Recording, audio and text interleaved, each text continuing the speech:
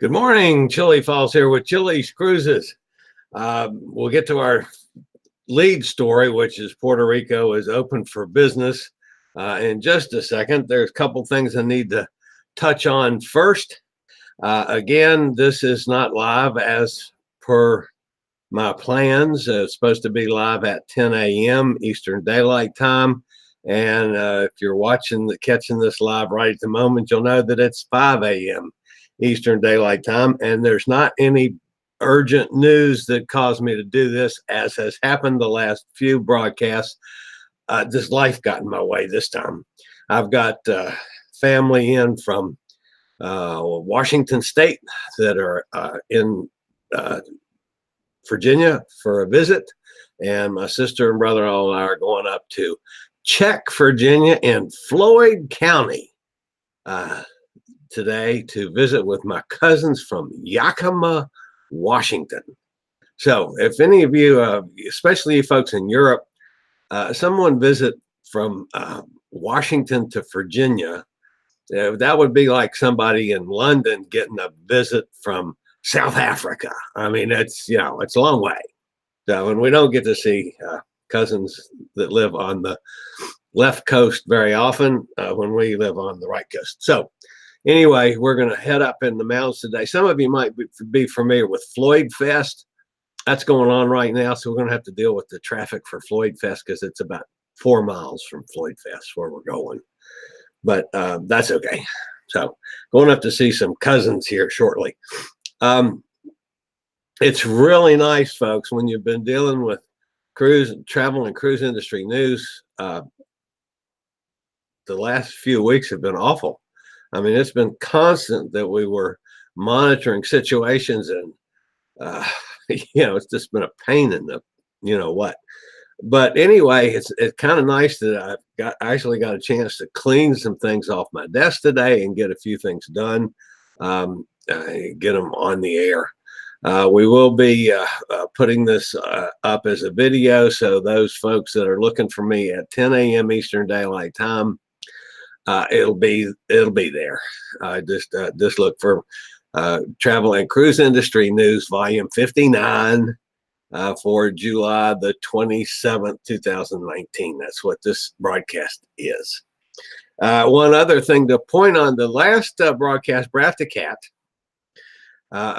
almost made an appearance. He jumped up on the desk here during the middle of the broadcast. And actually, he laid down just right over there on the back of my laptop screen. And there's a little jiggle point at one point in the broadcast, which is his plopping his big fat butt down against the screen and just jiggled the laptop. And I made a comment that Brat-the-Cat was about to make an appearance, and he didn't. And one of our viewers, Christy, has said she wanted to see Brat-the-Cat. So if Brat-the-Cat comes in today, I'll see if I can coerce him to stick his nose on this side of the screen and go on air. But he's a little on the shy side. He's not real fond of the paparazzi. So we'll see. But if he does make an appearance, maybe we'll get Brat-the-Cat on the air for a change. So, all right, we do have several things to discuss this morning. The least of which, of course, is Puerto Rico is open for business, and this came from the Tourism Bureau in Puerto Rico yesterday. That despite the recent protests and the governor resigning, Puerto Rico remains open for tourism and is on track to achieve a record-breaking year tourism-wise in 2019. According to Discover Puerto Rico, the destination marketing organization. Basically, they said that flights, ports, hotels, airports, restaurants, shops, attractions, taxis, are all operating normally, and that businesses closed during the recent protests have all reopened. As you know, a number of cruise ship canceled visits to San Juan because of the protests that got violent at times. Tear gas was used a lot, and the protests were taking place literally within like 100 yards of the cruise port. I mean, it was just impossible for people to get off of cruise ships while that was all going on without getting involved and in the middle of it. So, needless to say, that delivered a tremendously negative impact on San Juan and Puerto Rico as a whole. Thank you for a little sip of coffee, folks. The protests are not over, but they're certainly much more in control right now.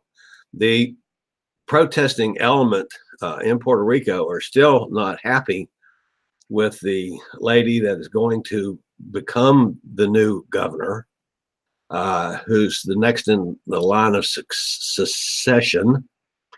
They feel that she has too many ties to who will soon be former Governor Roseo. And they're not happy about that. But the shortcoming side of that is there's not anything they can do about it. That's in their constitution. The next person in succession goes to office. And that's, one of the things that we deal with in the United States, because you've got an element of people that want to impeach Trump, and then Pence would become the president no matter what. You're not going to change a whole lot if you impeach the person that's in office. Sometimes that's a shortcoming to the whole impeachment process. And I'm not, again, folks, I'm not making any kind of political statement about that, one way or the other.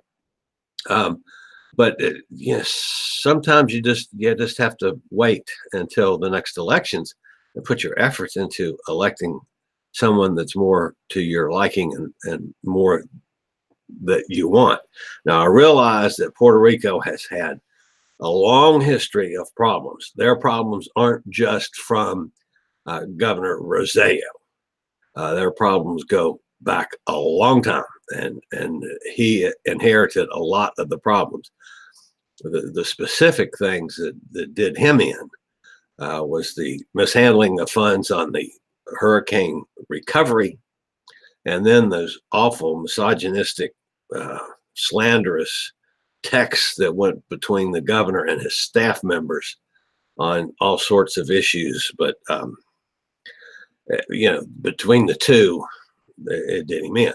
So anyway, Puerto Rico is open for business. San Juan's always been one of my favorite stops in the Caribbean. Glad to see him getting back in business. The one bartender that I talked to during the middle of this, who normally made like $200 to $300 a night on the weekends, on Friday and Saturday and Sunday, and a bartender in Old San Juan made $18 last Saturday night. So for those guys, glad to see them. Should be getting back on what they normally make, and the businesses in the area getting back to normal. So glad it's heading in the right direction, San Juan. I really, really am, and hopefully the continuing protests will soon be over. Of course, the elections aren't until the fall, so there could be protests going on up right until elections, but hopefully they won't get as bad as they've been. So anyway, so much for San Juan. Hopefully this will end the reporting of this story. If there's anything new, anything changes, I will be talking about it some more. But boy, I'd like to not have this one on my plate for a while. Okay, moving right along. 6 cruise ships, and this I always like to when there's good news for a change after we've had a long history of bad news. Another sip of coffee, folks. 5 o'clock in the morning, you start talking is not sometimes a little difficult on the vocal cords. 6 cruise ships, and 4 of them in the Royal Caribbean fleet have received perfect health scores for 2019. The surprise inspections are carried out by the Center for Disease Control and Prevention twice a year on each ship that sails. Now, folks, if any of you guys have worked in or have worked in the food and beverage industry in this country, you're very familiar with health department inspections. Uh, my concessions business, I have a little concessions trailer that you've heard me talking about at times. By the way, I've got a little funnel cake gig tomorrow night. So, but we get regularly inspected, and those inspections are pretty tough. I mean, they're thorough. That's one of the things that I feel that the government does and does it right. But anyway, they're good, thorough inspections and cover the areas that need to be covered as a general rule. The cruise ship inspections by the CDC are a restaurant health department inspection times about 12. So to get a perfect score on one of those inspections, that's my hat's off. That's a pretty good deal. But 4 Royal Caribbean ships have received perfect 100 health scores so far in 2019. And they are Enchantment of the Seas, Anthem of the Seas, Brilliance of the Seas, and Rhapsody of the Seas. The other 2 cruise ships that have the perfect score this year is Celebrity Summit, which is also owned by Royal Caribbean, by the way. So Royal Caribbean got 5 of the 6.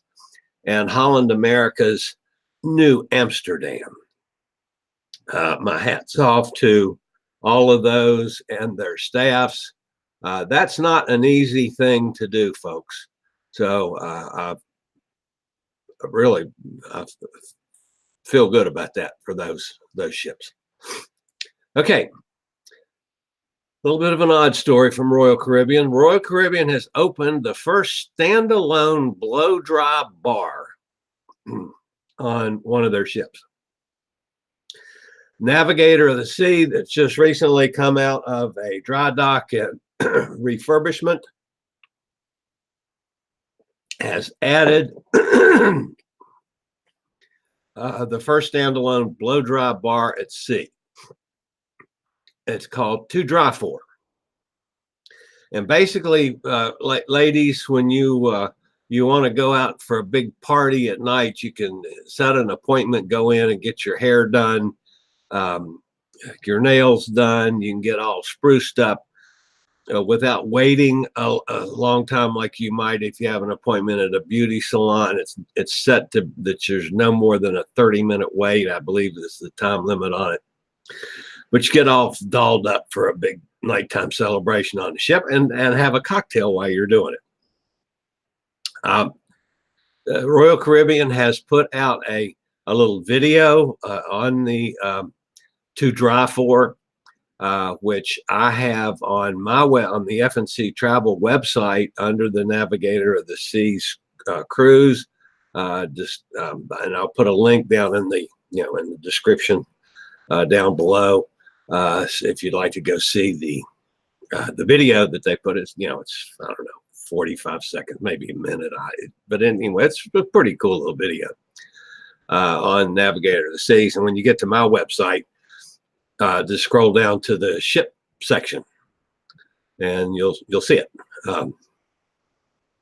Navigator of the Seas currently sells 3- and 4-night cruises to the Bahamas from Miami, the cruise capital of the world. The 3- and 4-night cruises stop at Nassau and at the Royal Caribbean's private island, CocoCay. The 4-night cruises also have 1 day at sea. So a new feature, and the spokesman from Royal Caribbean says this isn't going to be the last of these. You're going to see more of this on future ships. So a standalone blow dry bar. So you go get your hair done, your nails done, and drink all at the same time. I mentioned in CocoCay, apparently opening CocoCay with all the expansion and so forth that's undergone this year has been a major home run for Royal Caribbean. It's been extremely successful. Of course, it has the new water park. It's got bars and restaurants. It's quite a bit. Since the new experience opened, the company has taken around 350,000 guests to CocoCay, and apparently everybody's just raving about it. Royal Caribbean is putting a big emphasis, and several of the other cruise lines are also on short cruises. A lot of us that have cruised for a long time like long cruises because we like cruises. And they're putting a heavier emphasis on 3 and 4 day cruises. One, they're not as expensive. I mean, they're relatively priced, a cheaper price. And there's just seems to be a big push for it as opposed to a push for 7-day cruises, which has been the standard forever and longer. But there's just a lot more of them. And I think this is somewhat of a trickle down. Norwegian, when they started their all-inclusive cruises with free booze on weekend cruises, that really kind of started things. Those were many 3 and 4 day cruises. They become really popular. I've never gone on a short cruise. I've always gone on at least a 7-day cruise. But as I'm planning some cruises starting this fall, I'm starting to look at some short cruises. Number one, I want to get on more ships because of bringing information back to you folks. I want to experience more ships than I have in the past. And that gives me a chance to do it and a chance to relatively do it inexpensively. I don't cruise for free, folks. I do not work for a cruise line or a travel agent, even though if you want to book a cruise, I can hook it up for you. And yes, I would make a little commission or a few pennies, but it's not anything like a travel agent would. But I can basically do the same thing. The difference being is that, I stay on top of the situation the whole time in case there are problems that need quarterbacking from at home. But I can help you with anything you need on getting a cruise booked, just like a good travel agent would. Do I promote that and try to tout myself as a travel agent? No, I do not.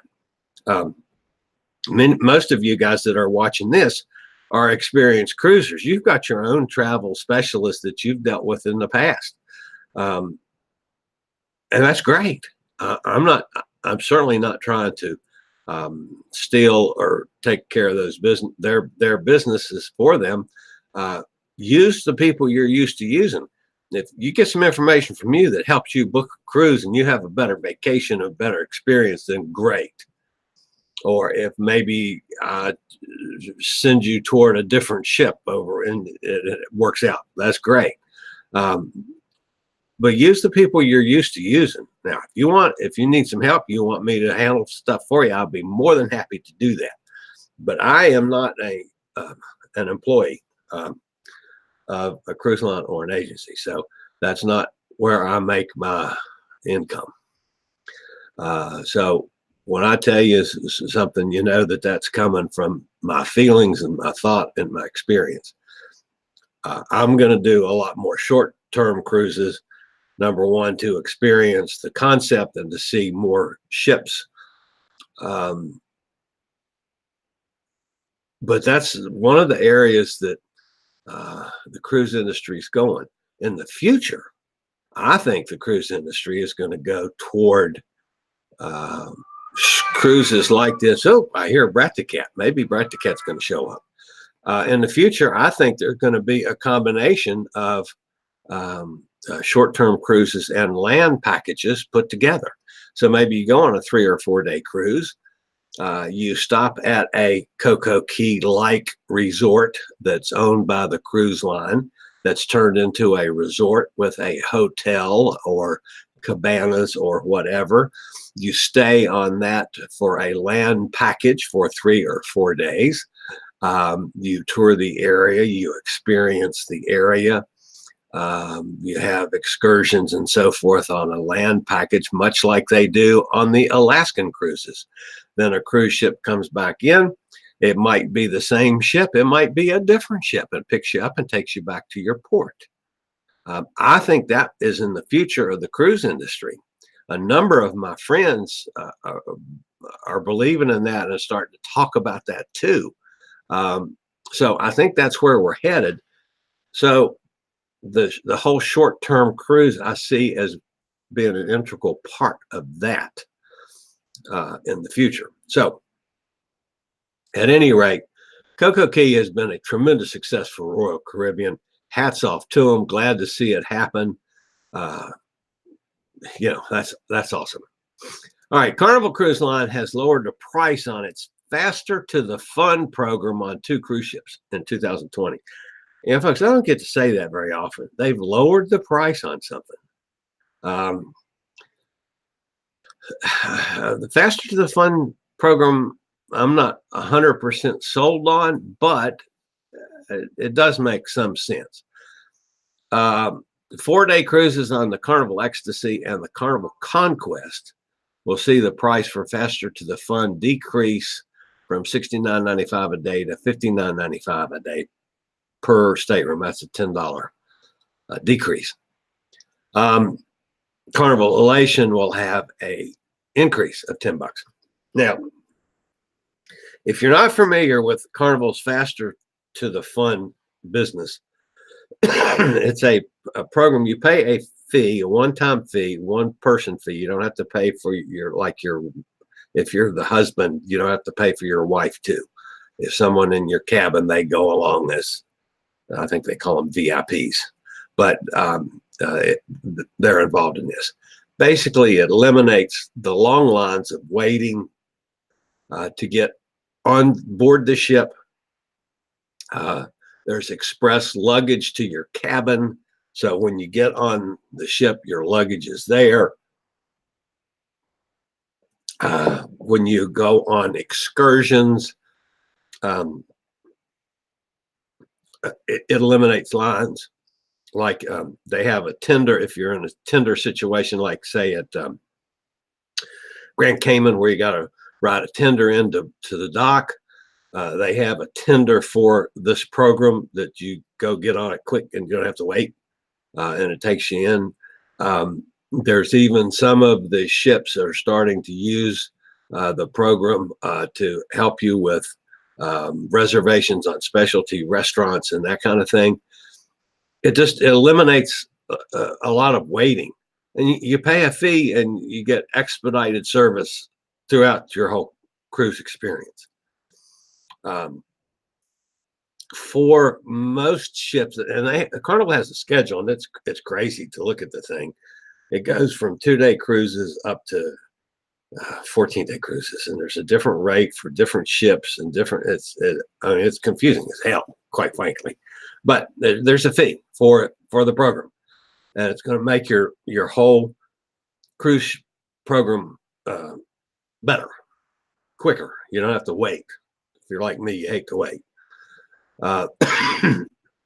It's applicable from ports in the United States: Baltimore, Charleston, Fort Lauderdale, Galveston, Jacksonville, Long Beach, which is LA, Miami, Mobile, New Orleans, New York, Port Canaveral, San Juan. They have it in San Juan, Seattle, and Tampa. And it's not every ship, but most of them. It's not available in cruises in Europe. It's not available in Honolulu, Norfolk, and Vancouver in this hemisphere. It will be offered on the Panorama when it comes out in February, starting in February. Carnival Radiance in 2021, and Mardi Gras, which is also going to start in 2021. We'll have the program. So the program's available via the Carnival website. It's worth looking at, especially if you're impatient like I am and you don't want to wait in line. You hate waiting in line. Or let's face it, folks, if you have a partial disability, which I do, I have problems walking with hips and hips that have both been replaced and knees. That might make things a little better for me as far as getting on and off a ship, as opposed to using wheelchair service. which I hate doing when I'm not that bad, but I have done it in the past. Maybe this is spending an extra 50, 60, 80 bucks, whatever it is, would make my getting on and off a cruise ship better. So some things to consider. So if you're doing a Carnival cruise, that's one of the things you might want to talk to your provider about. Yeah, Brat the cat, you've been fed, so don't make any noise. If you want to come up here and say hello, you can. You can hear Brat the cat in the background. He's not coming over on the desk yet. That's soon to change in all probability. Let's see. I believe that's probably all we have for this morning. Yeah, it is. So a day to wrap up some business that we've been putting off for a few days. I'm glad to do that. And I get to go on and celebrate life today and go visit some relatives. And get ready for a little funnel cake operation tomorrow night. So we'll do that this morning before I go up to Floyd County, Virginia. If you're new to this channel, welcome. We are now at, well, what was the number? 1,408, I believe it was this morning. We've crossed the 1,400 barrier on subscribers. So we continue to grow. It's grow slow and steady, but we are growing. And I appreciate each and every one of you. As always, I mentioned there'll be a link to the Navigator of the Sea things, which will be down here someplace in the description. There's always links to things like my Amazon account. If you go shopping on Amazon and buy something, I make a couple pennies. And of course, there's my Audible link, which I say take Michelle Obama on a cruise with you. Again, folks, that's not a political statement, but her best-selling memoir is available via Audible.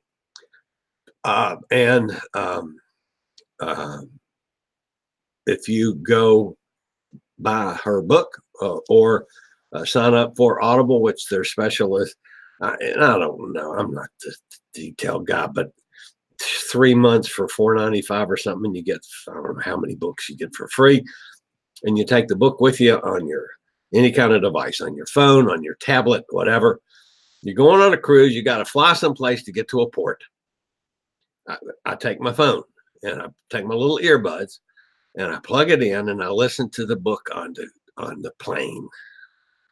And then when I get to the ship, I like to take either my tablet, which I usually have with me, or my phone. And if I have a balcony, especially, sit out on the balcony and watch the waves go by and look for porpoises and whales or fish of any sort, or birds that might fly by. Watch the water go by. I love doing that. That's probably my favorite spot up time on a cruise. I love to sit out, especially if I give me a pot of coffee in the morning, first light, I'm out there. I love it. But I'll listen to my book for a while. Sitting by the pool, unless I'm with a group where I know people on the cruise, yeah, I'll make some friends while I'm there. But if I'm at the pool and I don't know anybody, I'm not generally don't strike up a conversation with a total stranger, although sometimes I do. But anyway, sitting by the pool or in a hot tub, I might have it plugged in and listen while I'm enjoying the amenities. So I like Audible a lot. I use it a lot. I highly recommend it. And if you go sign up for Audible via my account, little link thingy there, I make a few pennies on that to support the channel. One of these days, I'll probably get some Chillie Cruises merchandise going to hawk that. Sometimes you got to do things to cover expenses. But that's probably going to happen sometime in the future too. But anyway, everybody else does it. So might as well try to make a little money doing this too. So having it cost money all the time. But anyway, so if you're new to this channel, welcome aboard. My name's Chilliefalls. I call myself the Fat Travel Guy. Why do I do that? I know it's hard to imagine, but I'm fat and I'm old and I'm an old fat travel guy. I like to travel. Uh, when I was selling funnel cakes, I'm the fat funnel cake guy. That's what they all called me because I'm fat and I cook funnel cakes. But anyway, which I'm going to do tomorrow night, as I said. So this broadcast is coming to you from Forest, Virginia. It's Bedford County, Virginia, right outside Lynchburg, where I make my home on the old family farm. So that's where we do this from, where I travel from. And today I'm taking a long trip to Floyd County, Virginia. So that's going to be interesting. But anyway, I regularly post videos on all facets of the cruise and travel industry. So if you'd like to keep up with the latest in cruise ships, ports of call, cruises themselves, my interview shows, which are called Chillie Chats, and travel and cruise industry news, which is on Tuesday, Thursday, and Saturday at 10 a.m. This broadcast is supposed to be live at 10 a.m., only it's now 5:30 something in the morning. And this will be live. This will be online at 10 if you're looking for it then. Sorry about it not being live at 10. Again, that happens. So anyway, feel free to hit the subscribe button down in the lower right-hand corner so you'll keep up with any of those things. And as always, hit the little bell notification thingy, and you'll be notified when I post a new video or when I'm going live on a live broadcast. And that will include things like when I'm on a cruise ship and do a live broadcast from a cruise ship, which I hope to do a lot of in the very near future. So that's all ahead, folks. Thank you for being with me. Weekend coming up, if there's anything new and crucial that happens in the travel or cruise industry, I'll of course either go live or get a video up on it immediately. And if not, I will see you on Tuesday morning at 10 a.m. Eastern Daylight Time with travel and cruise industry news. And for today, this is Travel and Cruise Industry News, volume 59 for July the 27th, 2019. That's it for today. This is Chillie, the fat travel guy. Later, y'all.